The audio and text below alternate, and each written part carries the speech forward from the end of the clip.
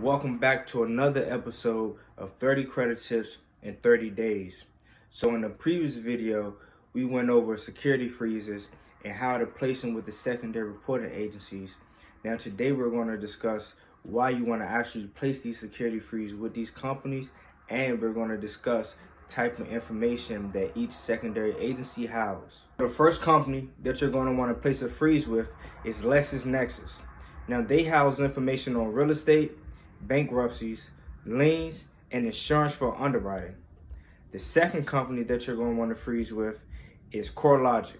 Now they're going to house information on child support, judgments, and rental applications. Up next we have Innovis.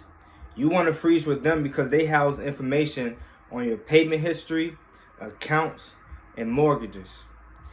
After that, you want to freeze ARS. They are going to house information on bank cards, consumer loans, auto loans, and student loans. After that, you're going to want to freeze Clarity Services, which is owned by Experian. And they're going to house information on payday loans, installment loans, auto loans, and subprime lending. And lastly, you want to freeze Factor Trust, which is owned by TransUnion, and they house subprime lending information for auto loans and installment loans. Please like, share, and follow for more tips.